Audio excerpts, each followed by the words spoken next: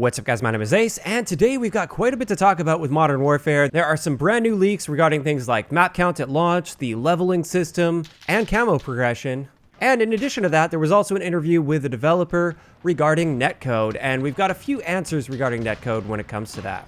But let's start it off with the leaks. These are all coming from the Gaming Revolution, which if you guys haven't been paying attention, he seems to have an inside source at Infinity Ward. He has been 100% accurate about almost everything he's leaked so far regarding Modern Warfare. So while these are leaks and they aren't officially confirmed by any means, I am quite confident in their accuracy. And the first one is really big. This is apparently going to be the map count at launch for Modern Warfare. According to these leaks, there will be 3 ground war maps, 7 gunfight maps, and then 10 normal maps. So I'm assuming normal maps means for the 6v6 or 10v10 modes.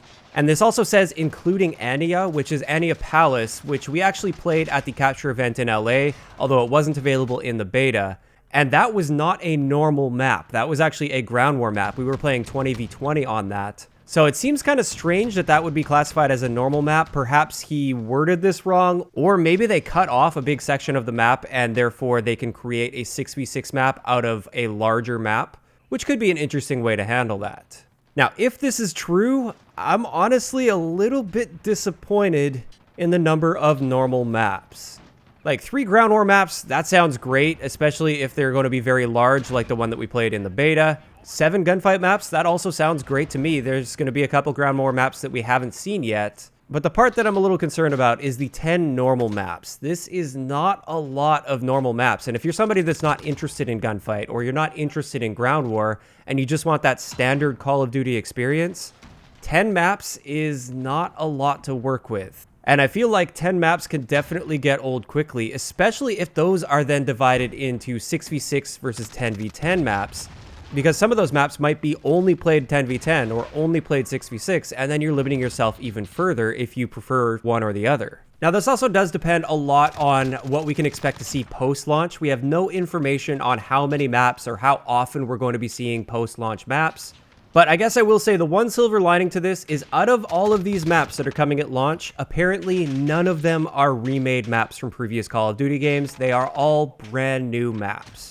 And that's a good sign because like with Black Ops 4, for instance, we had quite a few remade maps at launch. And that just kind of felt a little bit strange because it felt like we had half as many remade maps as we had new maps. And it just felt like they were recycling a lot of content. So overall, when it comes to map count, not gonna lie, I'm a little bit concerned with the 10 normal multiplayer maps in this leak. Next up though, we did get a little bit of information on camos. This one isn't really all that surprising. But somebody asked if there would be cool camos like gold, diamond, and an extra camo like dark matter at the end, and the Gaming Revolution tweeted gold camo, diamond camo, and blank.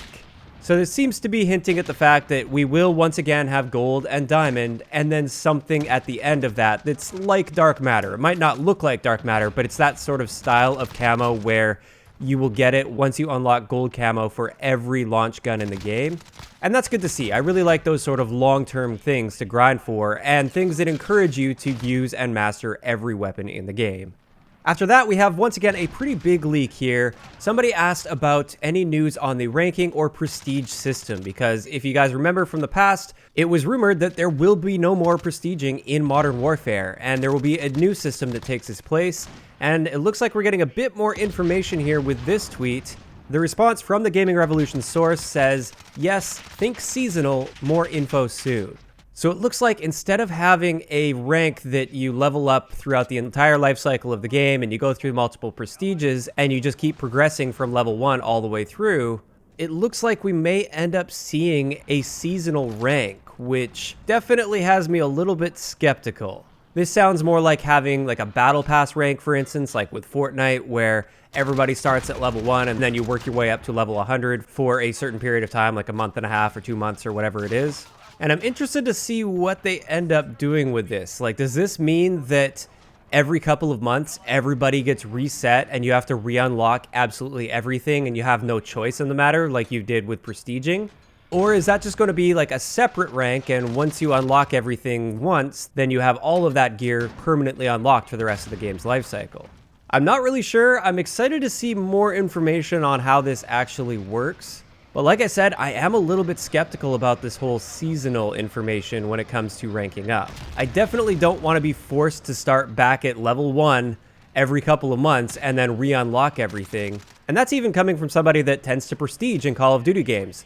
I like having the choice of setting myself back to level 1 and grinding through that. I don't want that forced on me at a set time after every season completes. But of course, I could be completely off on this and it might be something completely different from what I'm picturing in my mind. So we'll just have to wait until more information comes out on that.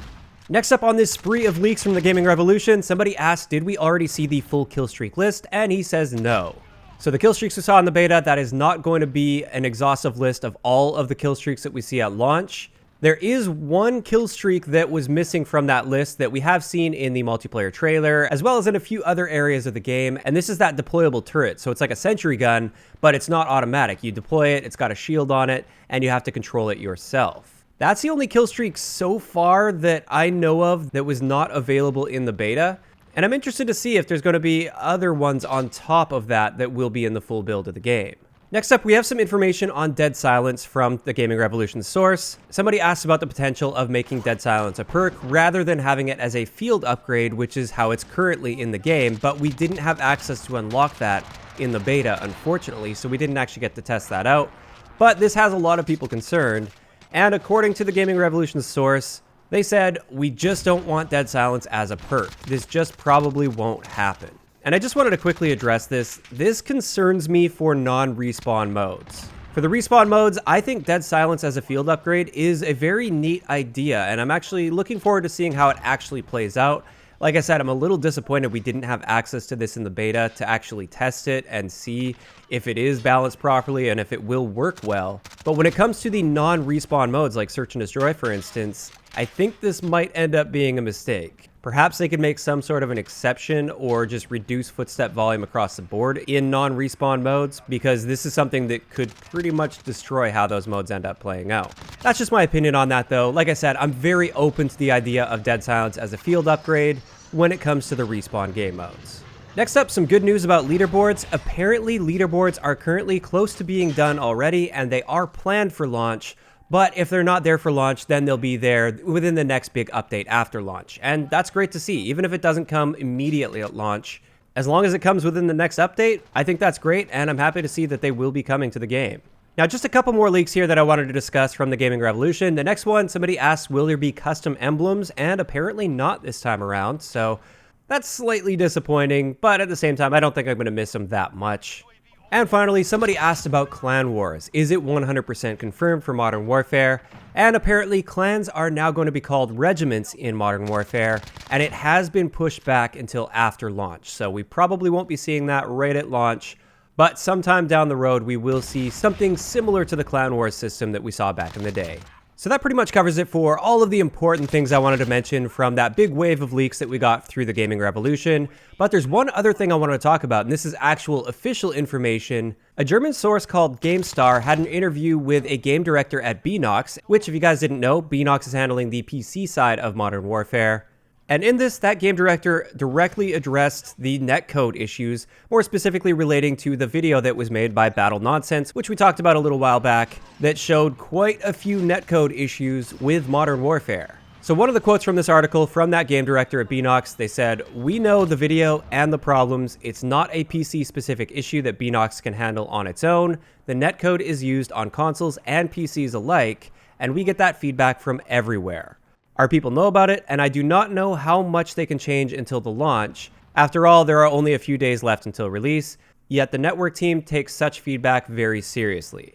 So right there, basically, he's just acknowledging the fact that they are aware of it, they are looking into that kind of stuff, but it's also not just handled by Beenox. It will likely be primarily handled by the people at Infinity Ward. But in either case, it is good to see that they are aware of it, and they're definitely working on stuff. But this brings us to the second quote from that article. He said, "For us, metrics and interface are very important.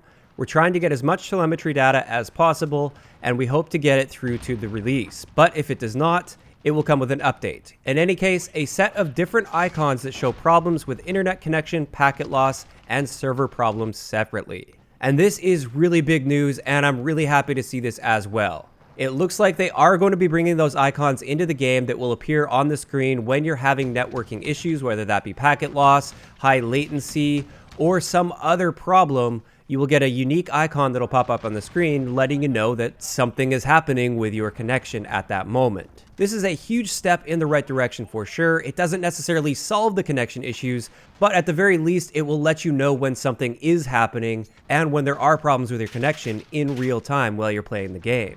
So I definitely wanted to bring that up in this video. That's really good news. I'm hoping they managed to make some big adjustments to the netcode as well to make some big improvements to the network delay compared to what we saw in the beta.